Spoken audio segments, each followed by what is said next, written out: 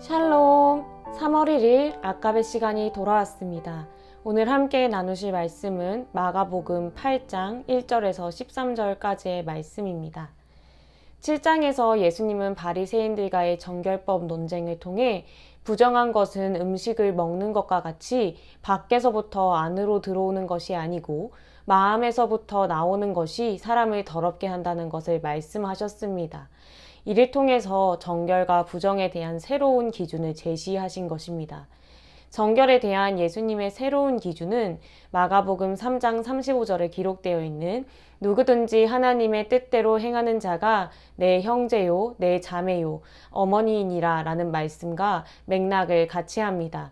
즉 새롭게 임할 하나님 나라의 백성들, 예수님의 공동체는 믿음, 마음이 중요하다라는 것이지요. 그렇기에 이전까지 마가복음에서 이방인을 향한 예수님의 사역은 비밀스럽기도 하고 소극적이기도 했다면 이제 수로보니게 여인을 시작으로 보다 본격적으로 이방인들을 향한 사역이 진행됨을 보게 됩니다. 오늘 본문의 시간과 장소에 대해서는 정확하게 기록되어 있지는 않지만 7장 31절에 데가볼리라는 지역이 언급된 후 8장 10절 달마누다 지방으로 가시기 전까지 다른 지역에 대한 언급이 없는 것을 근거로 오늘 칠병이어 사건은 이방인들의 땅에서 일어난 것으로 보는 것이 적합할 듯합니다. 1절을 보시면 그 무렵에 또 큰 무리가 있어 먹을 것이 없는지라 예수께서 제자들을 불러 이르시되 예수님께서는 함께 있던 큰 무리들에게 먹을 것이 없다는 것을 아셨습니다. 그들이 먹을 것이 없었던 이유는 4절의 제자들의 말에서 알 수 있듯이 지금 그들이 있는 곳은 광야이며 이어지는 2절의 말씀과 같이 그들이 예수님과 함께 3일이나 있었기 때문입니다. 아마 예수님은 3일이라는 시간 동안 제자들과 큰 무리들을 가르치는 사역을 하셨던 것 같습니다. 2절의 사흘이라는 표현은 하나님께서 그의 백성을 돕는다, 돌보신다라는 호세아 6장 2절, 그리고 전승에 근거한 표현입니다.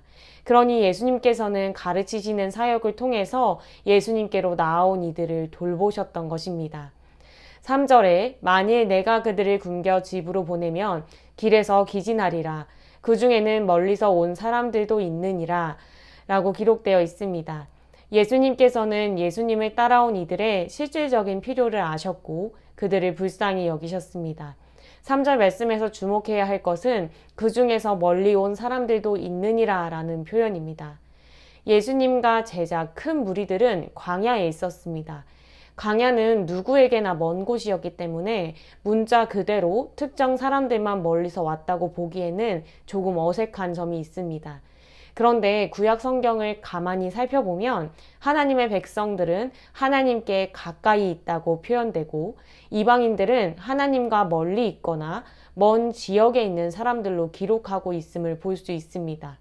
그러니 여기서 멀리서 온 사람들은 이방인들을 의미하며 지금 예수님의 가르치시는 사역 속에 많은 이방인들이 포함되어 있음을 알 수 있습니다. 앞서 6장에 등장하는 오병이어에서는 제자들이 먼저 예수님께 먹을 것에 대해서 묻고 요청합니다. 그런데 오늘 본문에서는 1절 하반절에 예수께서 제자들을 불러 이르시되와 같이 예수님이 먼저 제자들에게 먹을 것에 대해서 이야기하고 계십니다. 예수님은 제자들에게 묻지 않고도 이적을 행하실 수 있었습니다. 반면 제자들에게는 광야에서 먹을 것을 4,000명이나 되는 사람들에게 공급할 수 있는 아무런 능력도 없었습니다. 그런데 예수님은 왜 제자들에게 질문을 하셨을까요? 그리고 계속해서 예수님을 통해 이 땅에 실현되는 하나님의 권능을 경험했고 이와 아주 유사한 오병이어 사건을 경험했던 제자들이라면 이상적으로는 예수님이 하실 수 있습니다. 와 같은 예수님에 대한 고백이 이어져야 합니다. 그런데 4절을 보면 제자들이 대답하되 이 광야 어디서 떡을 얻어 이 사람들로 배부르게 할 수 있으리이까? 제자들은 역으로 예수님께 아니 예수님 도대체 이 광야에서 어떻게 어디서 4,000명이 넘는 사람들의 떡을 구할 수 있습니까? 라고 반문하고 있는 것입니다. 할 수 있으리까 라고 번역된 단어는 마가복음에서는 예수님이 오직 하나님만이 하실 수 있는 일을 행할 때 사용됩니다. 그러니까 이 말은 제자들이 수많은 예수님의 권능을 경험하고 권위 있는 새 가르침을 들었음에도 불구하고 예수님 이 광야에서 4,000명이나 되는 사람들에게 떡을 주는 것은 말도 안 되는 일입니다. 그런 건 하나님이나 하실 수 있는 일 아닙니까? 라고 반문하고 있다는 것입니다. 제자들이 얼마나 믿음이 없는지, 얼마나 어리석은지를 알 수 있습니다.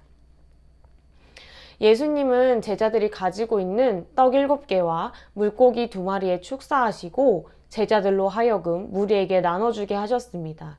그 결과 모두가 배불리 먹고 남은 조각이 무려 7강줄이나 되었다고 합니다.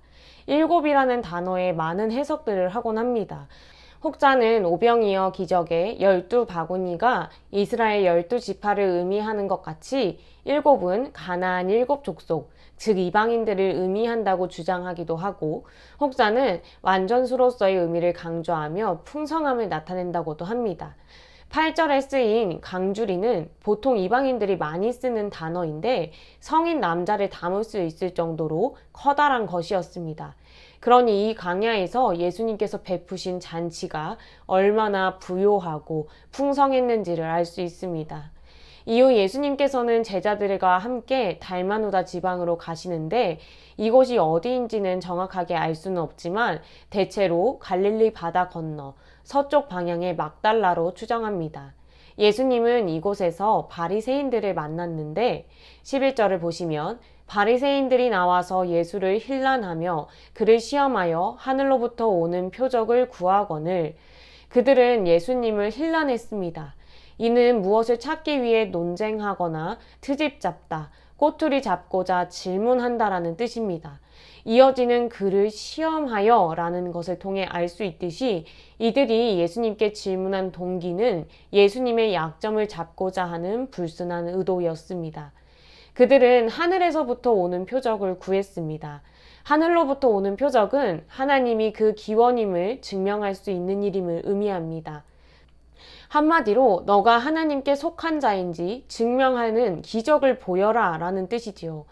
예수님이 수많은 이적들을 통해 메시아이심을 보이셨고 권위 있는 가르침을 통해 원작자로서의 권위를 드러내셨음에도 불구하고 이들은 예수님을 그대로 받아들이지 않습니다. 당시 새롭게 임할 하나님의 나라에 대한 명확한 정의가 없었기 때문에 이들은 처한 상황의 근거에 하나님 나라, 오실 메시아를 기대했습니다. 그들이 바라는 오실 메시아는 군사적 메시아였고 하나님의 나라는 그 군사적 메시아의 무력을 통해서 이뤄질 것을 기대했던 것이지요. 그러니 바리새인들은 예수님께 당신이 진짜 메시아라면 군사적인 무력을 보여달라라는 요구를 한 것입니다. 이사야 6장 9절 말씀처럼 듣기는 들어도 깨닫지 못하고 보기는 보아도 알지 못하는 일이 일어나고 있는 것입니다. 예수님께서는 이들을 마음속으로 깊이 탄식하시며 말씀하셨습니다. 12절에 예수께서 마음속으로 깊이 탄식하시며 이르시되 어찌하여 이 세대가 표적을 구하느냐 내가 진실로 너희에게 이르노니 이 세대에 표적을 주지 아니하리라 하시고 라고 말씀하시며 이들을 떠나셨습니다. 여기서 이 세대는 출애굽 후 광야에서 하나님을 시험했던 무리바 사건의 세대를 가리키는 것과 동일한 표현입니다. 오늘 이 칠병이어의 사건과 이후 바리새인들이 하늘에서부터 오는 표적을 구하는 것은 출애굽 이후 광야의 생활과 닮았습니다. 이스라엘 백성들이 출애굽을 하며 수많은 10가지 재앙과 홍해를 가르고 구름 기둥과 불 기둥으로 인도하시는 하나님의 권능을 경험했음에도 불구하고 광야에서 하나님을 믿지 못했던 것처럼 예수님의 제자들 또한 예수님과 동고동락하면서 수많은 이적들을 경험하고 수많은 가르침을 들었음에도 불구하고 오늘 광야에서 예수님을 믿지 못하는 모습을 보입니다. 뿐만 아니라 광야에서 무리바 사건과 같이 이스라엘 백성들이 하나님을 시험한 것처럼 오늘 바리새인들은 예수님을 시험하고 있습니다. 강야에서 죽어갔던 선조들의 불신앙과 반역적인 태도를 똑 닮은 유대인 세대를 향해서 예수님께서는 그 어떤 참되고 신적인 표적도 주지 않겠다는 심판을 선포하신 것입니다. 오늘 우리는 본문을 통해 예수님은 어떤 분이신지, 그리고 그분이 말씀하시는 하나님 나라가 무엇인지 다시 한번 보게 됩니다. 오늘 이 칠병이어 사건에서는 유대인과 이방인이 함께 식사를 하게 됩니다. 어떻게 이러한 일이 일어날 수 있었을까요?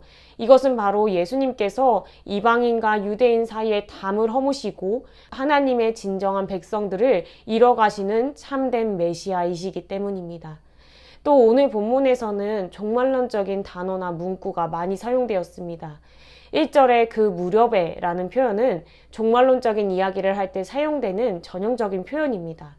3절에 멀리서 온 사람들은 메시아가 먼 지역에서부터 하나님의 백성들을 모은다는 구약 성경의 약속의 성취입니다. 그러니 오늘 본문을 통해서 마가는 예수님만이 구약 성경에 기록된 약속을 성취하시는 참된 메시아이심을 보여주고 그분을 통해 이뤄가시는 공동체의 충만함을 보여주고 있는 것입니다. 초대교회 당시에도 수많은 거짓 그리스도와 거짓 선지자들이 있었습니다. 이들은 표적과 기사로 사람들을 깨고 선동했습니다.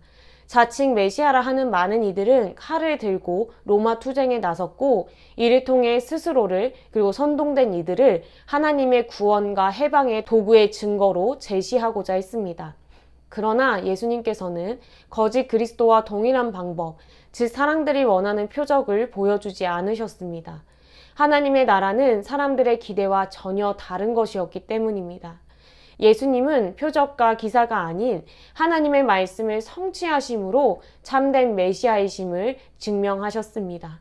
더불어 참된 메시아이신 예수님이 이루시는 하나님의 나라는 죄인들이 제사함을 받고 악한 영과 육신의 질병이 떠나 자유를 얻고 사회적 관계가 회복되고 사람과 자연이 공존하는 총체적 회복임을 보여주셨습니다.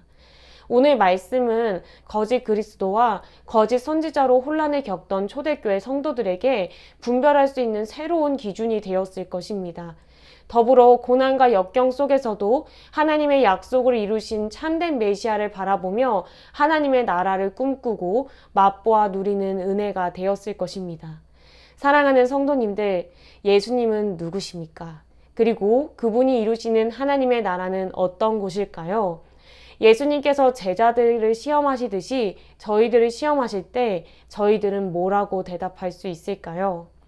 혹시 오늘의 나는 예수님의 수많은 권능을 보고도 여전히 흔들리는 제자들과 같지 않은가?